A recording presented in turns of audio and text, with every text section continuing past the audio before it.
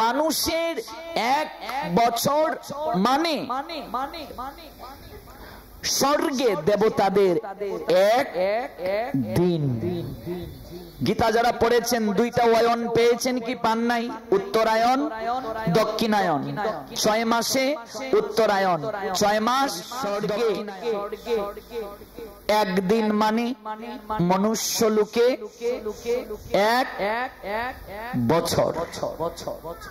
একদিন এক রাত মানে মনুষ্য লোকে 1 বছর।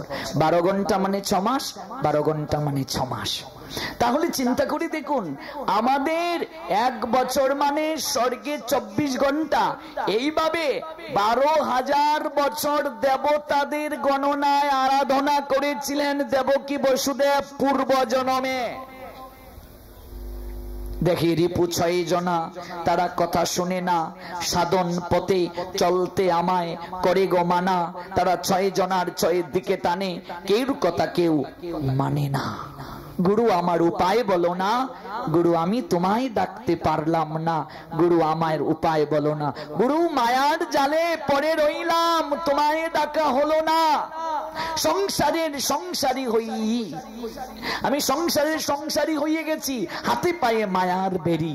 সংসারের সংসারী হই, হাতে পায়ে মায়ার বেরি। হ্যাঁ, মায়ার বাদন করে ছিদন, মায়ার বাদন করব ছেদন। উপায় গুরু বলো না, গুরু আমার উপায় বলো না, গুরু তোমায় ডাকতে পারলাম না। দেহে রিপু 6 জনা, তারা কথা শোনে না, সাধন পথে চলতে আমায় করে গো মানা। তারা 6 জনার 6 দিকে টানে, কেউ কথা কেউ মানে না। গুরু আমার উপায় বলো না, গুরু আমি তোমায় ডাকতে পারলাম না। 6 রিপু দমন, গুরু তত্ত্বের প্রকাশ, তারপর গোবিন্দ আসলেন। তাহলে দেবকীর কেন গর্ভটাকে আশ্রয় করতে হলো?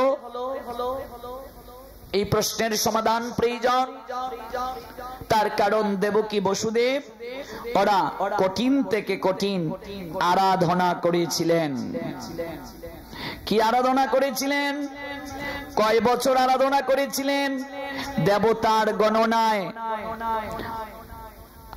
আরাধনা করেছিলেন 12,000 বছর। তাহলে দেবতার গণনা একটু আগে জানো। মানুষের 6 মাস মানে স্বর্গ রাজ্যে দেবতাদের 12 ঘন্টা। মানুষের 1 বছর মানে স্বর্গে দেবতাদের এক দিন। গীতা যারা পড়েছেন দুইটা অয়ন পেয়েছেন কি পান নাই? উত্তরায়ণ, দক্ষিণায়ন। 6 মাসে উত্তরায়ণ, 6 মাস দক্ষিণায়ন।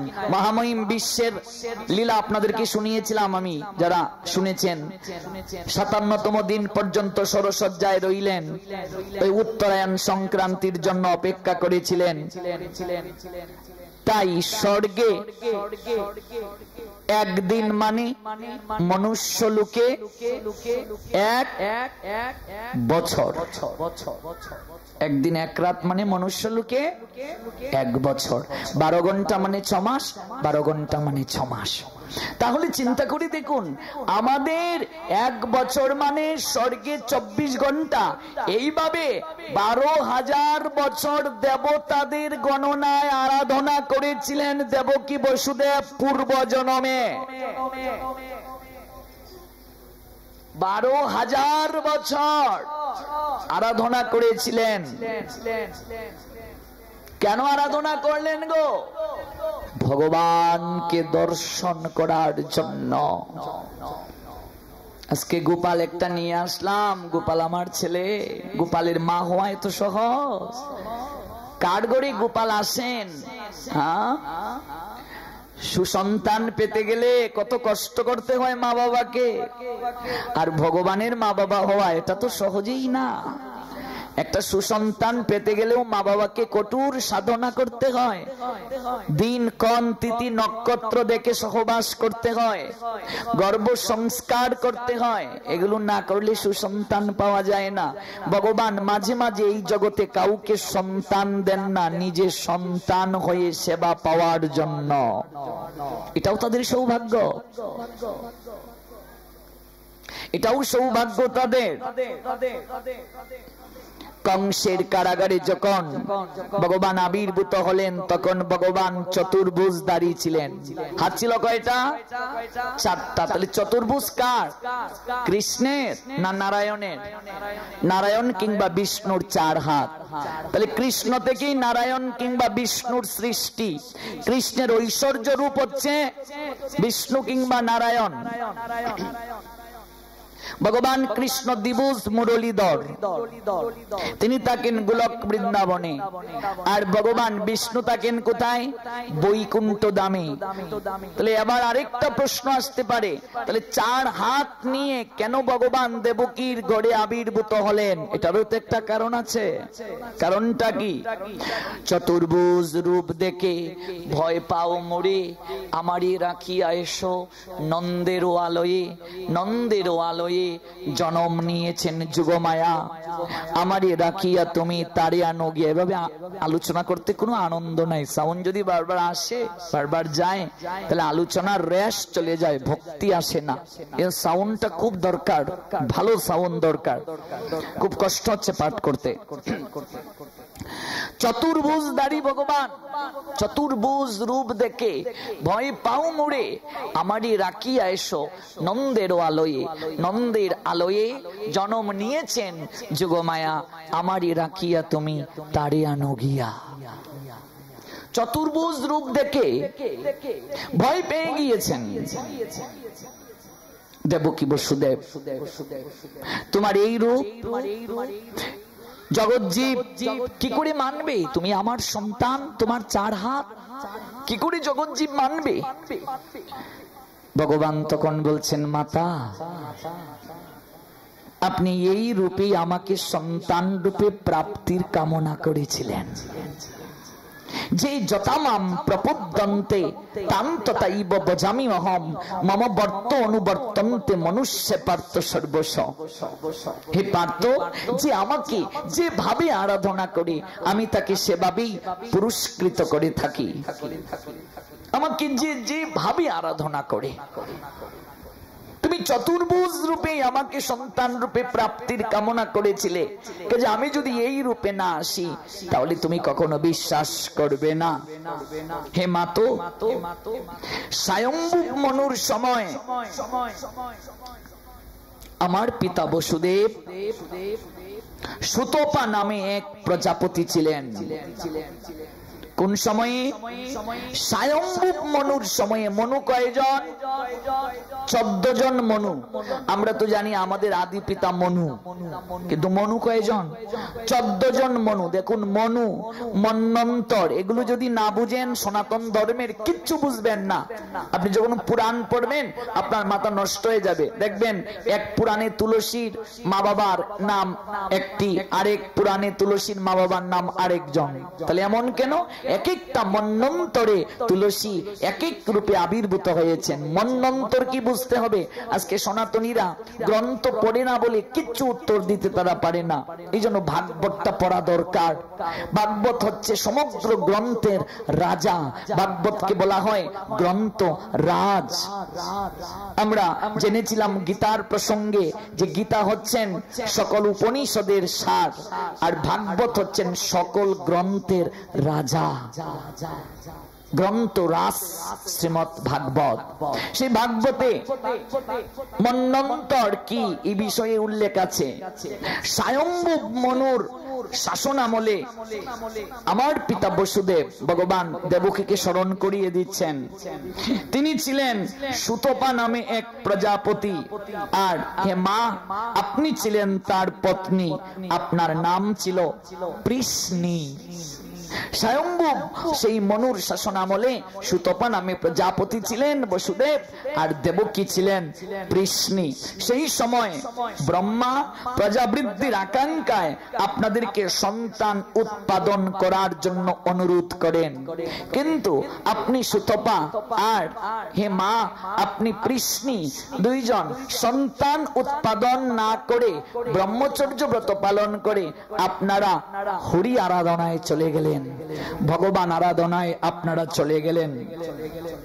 ইন্দ্রিয় সংযম করে কঠোর থেকে কঠোর আপনারা তপস্যা করেন, প্রাণায়ামের মাধ্যমে জড়া প্রকৃতির সমস্ত নিয়মকে সহ্য করে বর্ষার বরিশন, গ্রীষ্মের তাপ, ঝড় ঝঞ্ঝা সহ্য করেছিলেন ওই সুতপা এবং পৃষ্ণি। হৃদয় নির্মল হয়েছিল তাদের। গাছ থেকে যে পাতা ঝরেছিল প্রাণায়ামের মাধ্যমে কেবল সেই পাতাকে তারা গ্রহণ করে জীবন ধারণ করেছিলেন। প্রাণায়াম সনাতন ধর্মে এমন একটা পদ্ধতি, এই প্রাণায়ামের মাধ্যমে মানুষ তার ক্ষুধাকে নিবৃত্তি করতে পারে। প্রাণায়াম করতে করতে ক্ষুধা লাগে না, তৃষ্ণা লাগে না। এটা আমি আমার গুরুদেবকে দেখেছি, 3 দিন 4 দিন 5 দিন তিনি না খেয়ে থাকতে পারেন প্রাণায়ামের মাধ্যমে। এটা আমার নিজের চোখে দেখা। 3 দিন দরজা খুলেননি, আমরা নিজে দেখেছি। আমরা প্রণাম দিতে পারিনি, পুষ্প চিত্রপটে দিয়েছি, কিন্তু গুরুদেব মন্দিরে ছিলেন। 3 দিন দরজা খুলেননি, কিছু আহারও করেননি, প্রাণায়ামের মাধ্যমে থাকতে পারেন। যে আমার গুরুদেবের বয়স 70-র কাছাকাছি, দেখলে মনে হয় 40-45। প্রাণায়ামের মাধ্যমে শরীরকে ধরে রাখা যায়, যৌবন শক্তি ধরে রাখা যায়। এই প্রাণায়ামকে আশ্রয় গ্রহণ করে তারা ক্ষুধাকে জয় করেছিলেন, তৃষ্ণাকে জয় করেছিলেন, এবং দেবতাদের গণনা অনুসারে 12,000 বছর সেই সুতপা আর পৃষ্ণি কঠোর থেকে কঠোর আরাধনা করেছিলেন। তাদের চিত্ত সর্বদা ভগবান শ্রীহরির আরাধনায় সমাহিত ছিল। ভক্তিযুগ অনুষ্ঠান তারা করে এবং ভগবানকে প্রাপ্তির জন্য কঠোর থেকে কঠোর আরাধনা করে। এক পর্যায়ে তারা অগ্নি জ্বালিয়ে চারপাশে প্রচন্ড অগ্নির তাপ দিয়ে মাঝখানে আরাধনা করতে শুরু করে। এত কঠোর থেকে কঠোর আরাধনা।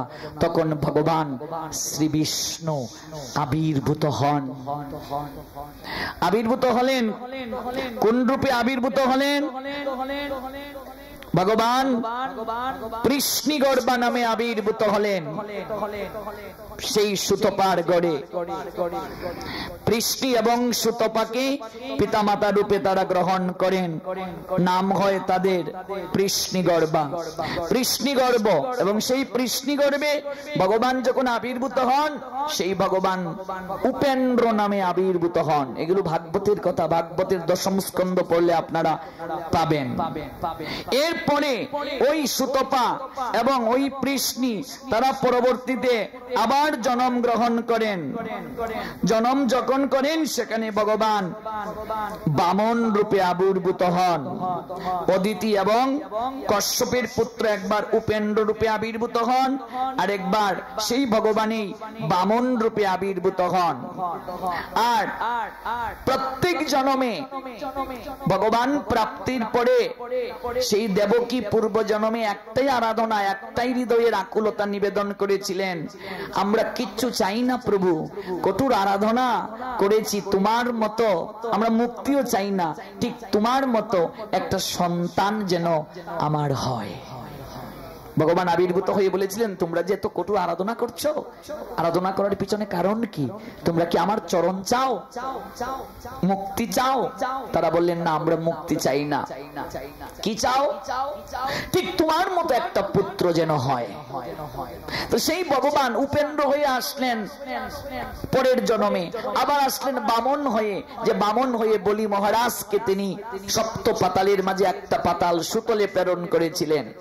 কিন্তু ভগবান উপেন্দ্র হয়ে আসলেন, বামন হয়ে আসলেন, কিন্তু এই যে রূপ তারা চেয়েছিলেন এই রূপে পেলেন না। বলেন ঠিক তোমার মতো, কিন্তু ওরা তো কেউ তোমার মতো নয়।